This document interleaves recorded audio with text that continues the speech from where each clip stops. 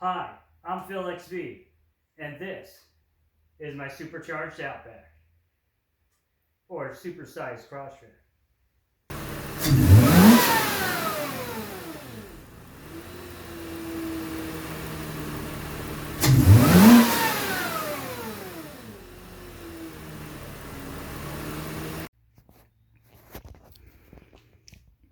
So, I supercharged the H6 a couple weeks ago.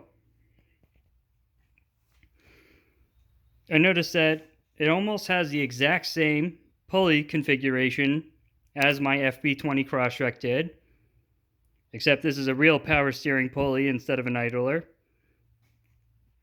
It's the same bracket. The alternator was a little bit taller than, or different position, but it's the same exact alternator bolt. I just had to cut it there because it wouldn't fit. And I had to cut a little bit of area out here to fit this sensor. There's another piece of angle iron bolted to this to hold it together. And then it's this same exact Crosstrek bracket that fits also the EZ36. I had to reroute the power steering line up and over because normally the air box kind of holds it and it sits a little bit lower. And this is solid. It's not going anywhere. Just like the Crosstrek, the front bracket holds the entire thing in place. It's 10 gauge angle iron. Strong stuff. But I like to overdo stuff. So, similar to the Crosstrek, I have a rear bracket here. It is 2 bolts welded together and then put into the intake manifold.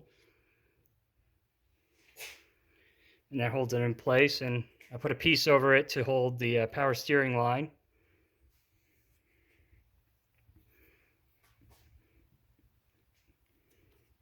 The injector covers, they're like 5 pounds each of steel. They have insulation in them. They were designed to quiet down the injectors, but there's a lot of weight reduction removing both sides. So my injectors are a little bit louder. Who cares? I did have the intake running over here to the hood scoop, but I guess poor airflow and a lot of heat soak. It just wasn't cold enough. So I went back to the fog light style intake.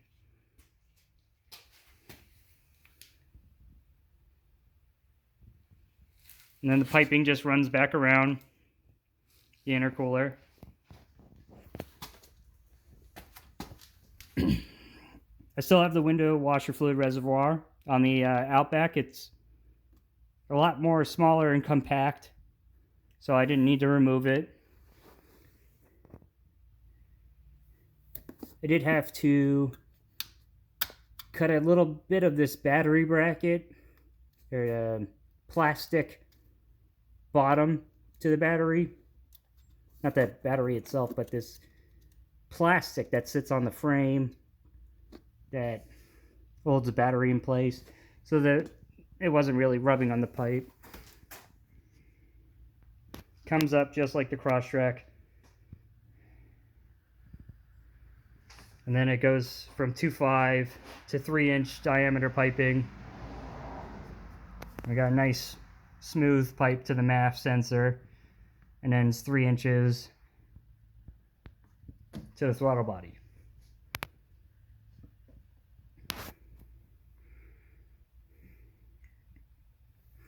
It's my same little T-pipe that I had on the Crosstrek.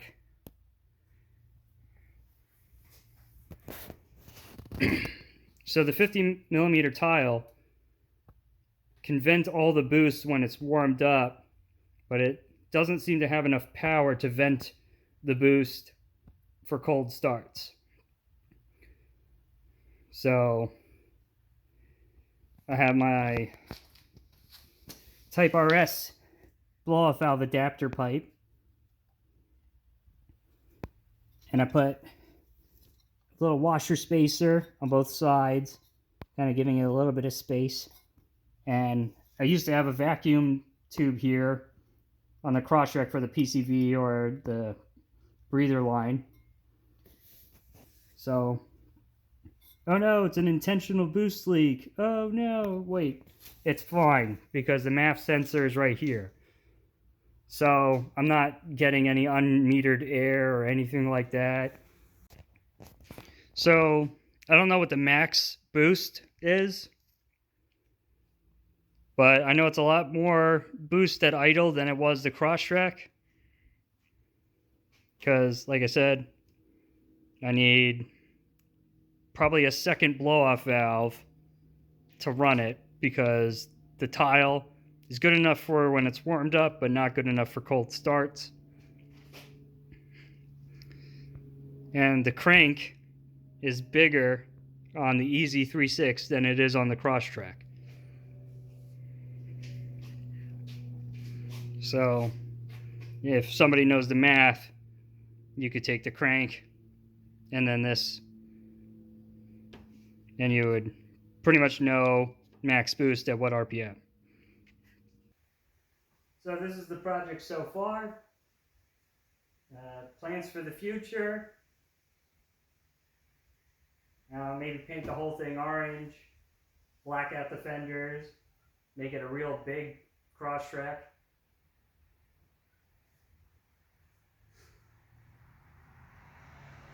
If I start running more boost, then it would be probably fuel pump, maybe injectors, depending on how much boost it's going to be running and if I start leaning out. Tuning, I do have definitions for this, for the ECU flash,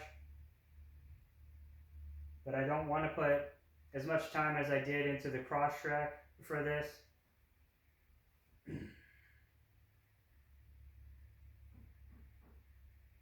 It's running great right now as is.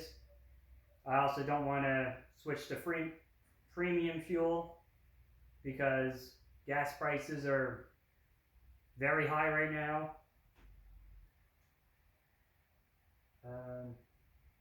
Exhaust system. Yeah, I would like to do an exhaust system, probably from the headers back. There's a lot of power lost through the stock exhaust, so I could get a lot more power out of that.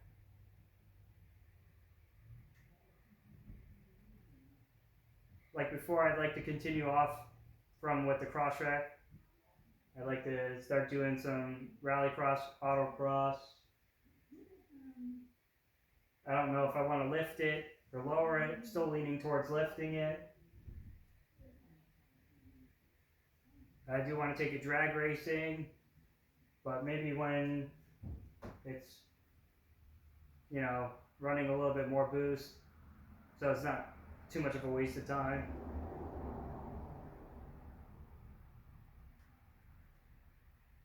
And it's the same $300 setup. And the funny thing is that the belt, the stock belt, when I did this, it was exactly 13.5 inches to do that on the Crosstrek, and it was 13.5 inches to do that on the Outback. I was real close. I went in with 13, and I bought a 13-inch belt and a 14-inch belt. And I was like, the 13's kind of too tight, 14's way too loose, so I went with a 13.5. And I was like, that was the same size the Crosstrek had, and that just fit. But I might need to get another belt in the future, because I'm thinking about putting maybe another bracket and pulley right there to push down to get a little bit more belt wrap on the power steering pulley and a little bit more on the supercharger. Again, that is the Eaton M65. I got it off of Harry's You Pull It, or a local You Pull It, for $90. I did have to change the oil on it, change the little rubber coupling inside of it, and it's been running great. And still questions asked about it. The supercharger oil is good for 100,000 miles, though it'll probably be changed a little bit before then. The CLK 230 Mercedes, mine was off of 2004, but I think it's 2000 to 2004 they had the superchargers on it. I towed my my pop-up camper, and it was easy. It was a joke. I pulled 2,000 pounds like it was nothing. This has so much low-end torque, and then having the constant cold air running through it.